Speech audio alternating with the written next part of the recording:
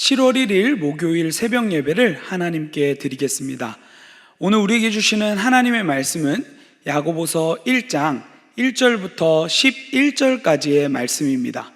드라마 바이블로 함께 읽겠습니다. 하나님과 주 예수 그리스도의 종 야고보는 흩어져 있는 12지파에게 문안하노라. 내 형제들아, 너희가 여러 가지 시험을 당하거든 온전히 기쁘게 여기라. 이는 너희 믿음의 시련이 인내를 만들어내는 줄 너희가 알미라. 인내를 온전히 이루라. 이는 너희로 온전하고 구비하여 조금도 부족함이 없게 하려 함이라. 너희 중에 누구든지 지혜가 부족하거든 모든 사람에게 후히 주시고 꾸짖지 아니하시는 하나님께 구하라. 그리하면 주시리라.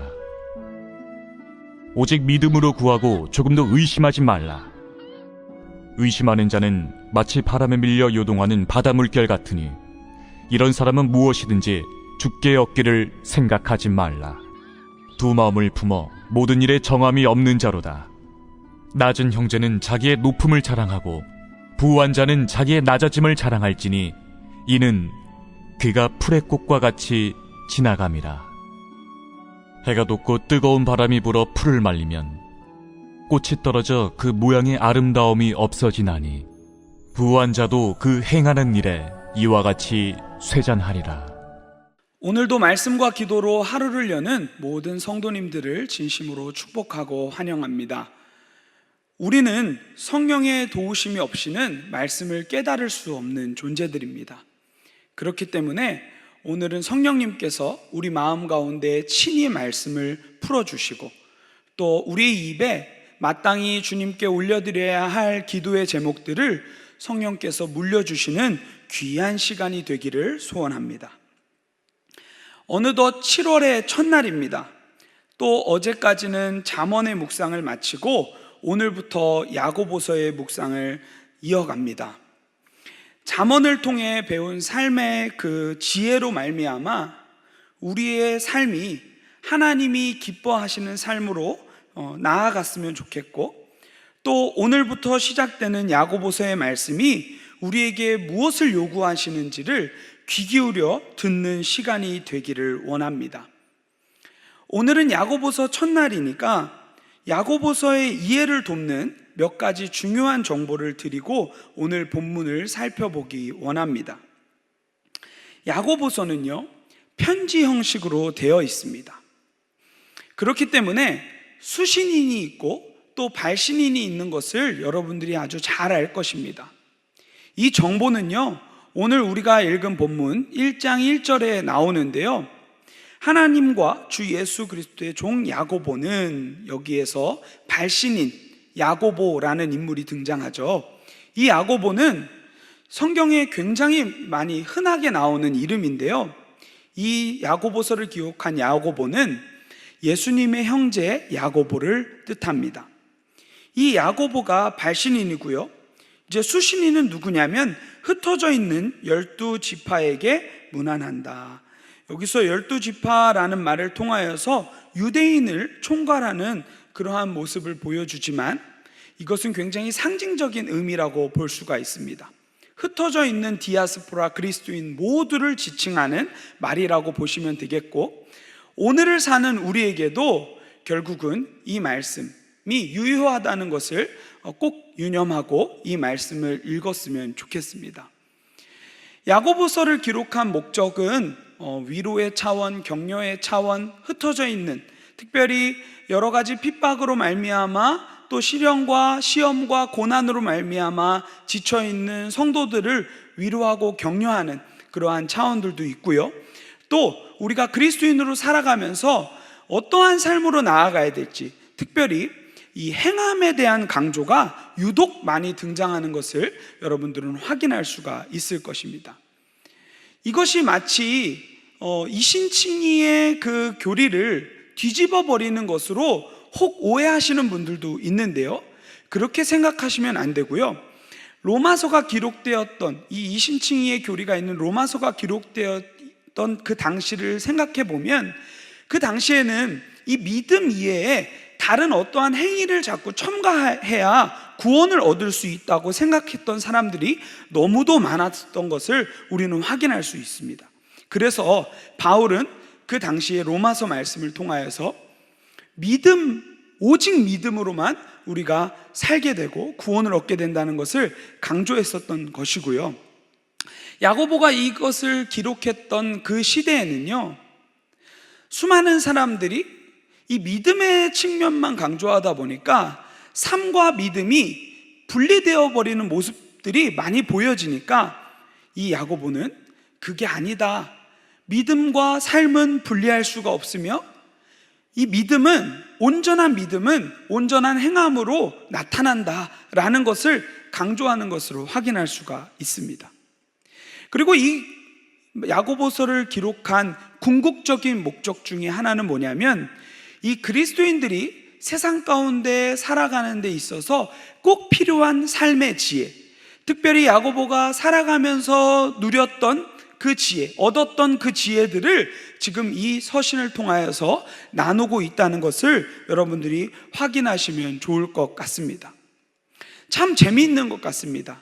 우리가 어제까지는 잠언의 말씀을 통하여서 이 여러 가지 그리스도인들의 삶의 지혜의 조각들을 봤는데, 오늘도 또 여전히 삶에서 소화된 이 야고보의 믿음의 선배의 그 삶의 지혜들을 나누는 것을 보면서 이 말씀을 대하는 우리에게 성경은 지금 삶의 지혜를 요구하고 있구나라는 것을 느끼게 됩니다. 오늘부터 시작되는 이 야고보서를 통하여서도 여전히 성경이 우리에게 요구하는 삶의 지혜를 얻어가는 귀한 시간이 되었으면 좋겠습니다. 오늘 본문은 특별히 그리스도인들이 시험의 문제, 고난의 문제들이 다가올 때 어떻게 해야 하는지 그 삶의 지혜를 나누고 있습니다. 즉, 시험과 고난의 문제 가운데 우리가 어떠한 모습으로 나아가야 하는가, 우리 그리스도인들이 어떠한 모습으로 나아가야 하는지를 나눠주고 있다는 말이죠. 구조를 나눠보면요, 아까 우리가 살펴본 바와 같이 1절은 이 서신의 발신인과 수신인이 누구인지를 나타내 보여주고 있고요, 2절부터 8절까지는 우리가 시험을 만났을 때 어떠한 모습으로 대처해야 하는가라는 것을 보여주고 있습니다. 또 마지막으로 9절부터 11절까지는 부와 가난에 대한 그리스도인의 삶의 자세를 다뤄내고 있습니다. 2절부터 좀 유심히 말씀을 살펴보기 원하는데요, 2절 말씀에 이렇게 되어 있습니다. 내 형제들아, 너희가 여러 가지 시험을 당하거든 온전히 기쁘게 여기라. 여러분, 혹시 시험을 마주할 때 기쁘십니까? 아마도 기뻐하는 사람은 없을 것입니다. 오히려 우리는 시험을 피할 때 기쁘죠. 그러나 야고보는 지금 이 말씀을 통하여서 우리가 시험을 만날 때 기뻐해야 한다라고 얘기하고 있습니다. 여기서 기쁘게 여기라는 이 말에 여기라라는 단어는요, 명령형으로 되어 있습니다. 그렇게 명령할 수 있는 이유는 무엇입니까? 이 시험, 우리에게 주어진 이 시험은 목적이 있으며 우리는 그 결론을 알고 있다는 것을 얘기해 주고 있는 것입니다. 다시 말해서 당장 우리 눈앞에는 이 시험의 문제가 고통으로 보일지라도 시간이 지나고 보았을 때에는 결국 그 가운데 하나님이 섬세하게 일하심을 고백할 수밖에 없다는 것을 지금 이 야고보는 얘기해 주고 있는 것입니다. 저는 이 말씀을 읽을 때 욥이 많이 생각이 났습니다. 욥의 삶을 돌아볼 때 그 극심한 고통 가운데 훗날에 이 욥이 어떻게 고백을 합니까? 내가 전에는 하나님을 귀로만 들었으나 지금은 내가 하나님을 눈으로 마주합니다 라고 고백하지 않았습니까? 결국은 이 결론이 우리 모든 그리스도인들에게 주어질 것이라는 것을 이 야고보는 너무도 잘 알았고 그 결론을 우리에게 제시해주고 있는 것입니다.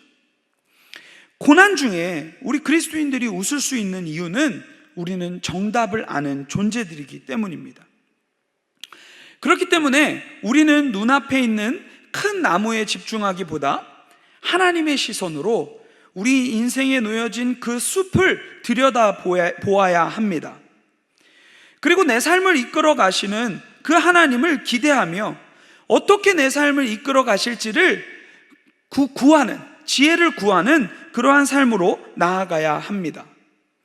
지금은 희미해 보이나 하나님이 친히 우리의 삶과 걸음을 인도하시고 가장 선하고 좋은 결과를 마주할 것을 우리는 알고 고백하는 그러한 존재들이 되어야 합니다. 그리할 때 시험과 시련은 우리를 더욱더 성장시킵니다. 시험과 시련은 우리를 더욱더 바르게 세워가는 과정입니다.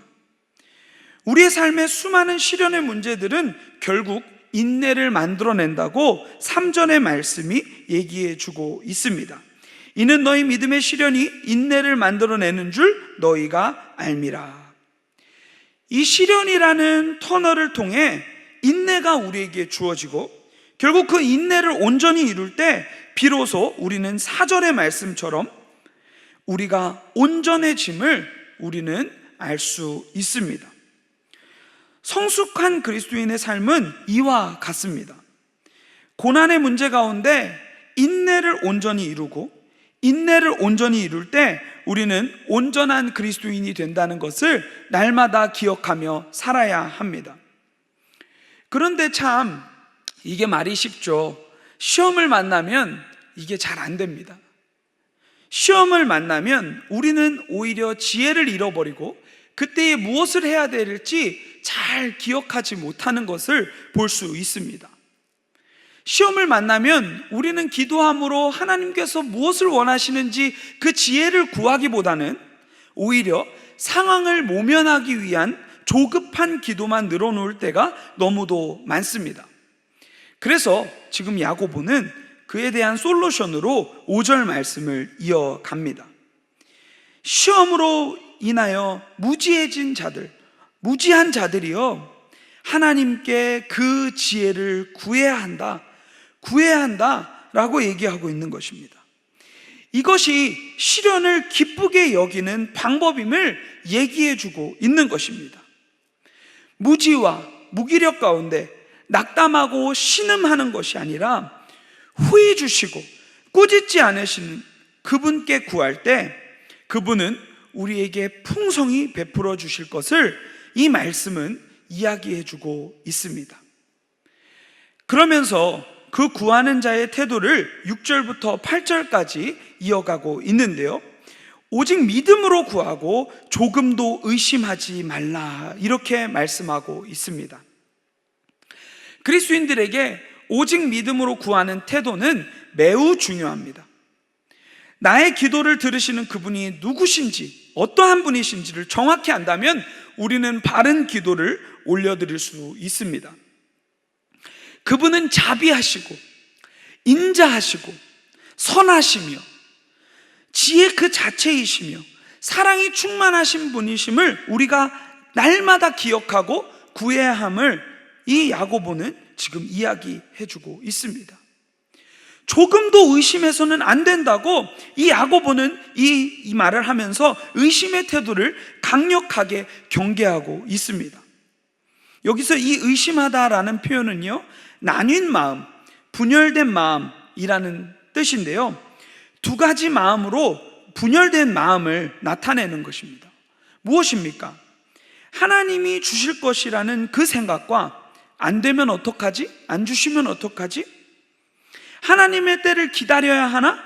아니면 내가 움직여야 하나?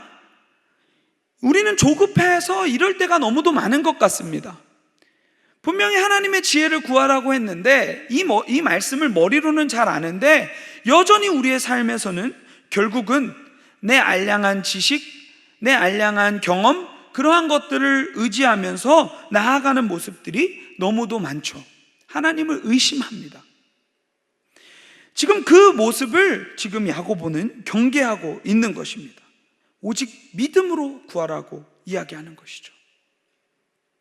저는 이 말씀을 읽으면서 마태복음 이 말씀에, 이 산상수훈 말씀에 예수님이 가르쳐 주신 그 기도가 떠올랐습니다. 마태복음 7장 7절부터 12절까지 말씀을 보면 구하라 그리하면 주실 것이요, 찾으라 그러면 찾을 것이요, 두드리라 그러면 열릴 것이다 라는 얘기를 하면서 한 비유를 하는데, 좋은 아버지에 대한 비유를 합니다. 우리 하늘 아버지는 좋은 아버지시다 라는 비유를 하면서 우리가 구할 때 그분은 가장 선하고 좋은 것들을 우리에게 베풀어 주시는 좋은 아버지다라는 이미지를 우리에게 던져주고 있는 것이죠. 자녀가 떡을 달라 하는데 돌을 줄 부모가 어디 있겠느냐, 생선을 달라 하는데 뱀을 줄 그런 부모가 어디 있겠느냐. 육신의 아버지도 날마다 자식에게 좋은 것을 베풀 줄을 너희가 알지 않냐. 하물며 하늘에 계신 아버지는 너희에게 가장 좋고 선한 것을 베풀어 주실 것이 아니냐라는 것을 이야기하는 것을 여러분 잘 알고 있지 않습니까? 우리는 그것을 날마다 기억하며 살아가야 합니다. 하나님은 가장 좋은 것, 선한 것. 왜요? 그분이 좋은 분이시고 선의 그 자체이시기 때문에, 선하심의 그 자체이시기 때문에 그분으로부터 나오는 모든 열매는 결국 선이요 좋은 것이라는 것을 우리는 기억해야 합니다. 아직 저는 부모가 되어보지는 못했지만 아버지가 충분히 주실 수 있는 분인데, 자녀가 그 아버지를 신뢰하지 못하고 혹은 스스로 할 수 있다는 그러한 교만한 생각으로 자녀로서 부모에게 마땅히 구해야 할 것들을 구하지 않고 살아간다면 부모의 마음은 얼마나 마음이 아플까라는 생각을 해보게 됩니다. 그래서 히브리서 11장 6절에는요 하나님 아버지께서 어떤 사람을 가장 기뻐하시고 좋아하시는지에 대한 부분들을 이야기하고 계십니다. 뭐라고 얘기합니까? 믿음이 없이는 하나님을 기쁘시게 하지 못하나니 하나님께 나아가는 자는 반드시 그가 계신 것과 또한 그가 자기를 찾는 자들에게 상 주시는 이심을 믿어야 할지니라. 믿음이 없이는 그분을 기쁘시게 할 수 없음을 지금 이 말씀을 이야기하고 있고 우리는 그것을 알아야 합니다. 마지막으로 9절부터 11절을 통해 가난이나 부에 처했을 때 우리가 어떠한 모습으로 살아가야 하는지 삶의 지혜를 담아내고 있습니다. 늘 말씀이 우리에게 말하고 있는 것처럼 하나님 앞에서 겸손하게 그분께 지혜를 구하며 그분이 원하시는 모습으로 살아내는 우리가 되어야 함을 이 말씀은 계속해서 이어가는 것을 확인할 수가 있습니다. 사랑하는 성도 여러분, 오늘 이 말씀이 나에게 무엇을 요구하는지 이야기해 주었다면 여러분 그 말씀을 품고 기도하며 또 살아내는 사람들이 되었으면 좋겠습니다. 특별히 오늘도 하나님께 지혜를 구하는 삶으로 우리가 나아갔으면 좋겠고, 시험과 시련과 어떠한 고난의 역경이 다가올지라도 그때에 늘 주님께 지혜를 구하는 하나님의 사람들이 되었으면 좋겠습니다. 그리할 때 후히 주시고 꾸짖지 않으시는 그 주님께서 우리에게 가장 선하고 좋은 것들을 베풀어 주실 것을 확신합니다. 제가 기도하겠습니다. 하나님 감사합니다. 무지한 우리를 말씀으로 깨워주시고 날마다 주의 말씀으로 우리의 걸음을 인도하시니 참으로 감사합니다. 오늘 우리에게 부어주신 말씀대로 여러 가지 시험과 시련을 만날 때 불평과 원망을 늘어놓는 지혜 없는 자가 되지 않도록 인도하여 주옵소서. 그 모든 것을 온전한 기쁨으로 받게 하시고 인내를 온전히 이룰 수 있도록 우리를 인도하여 주시옵소서.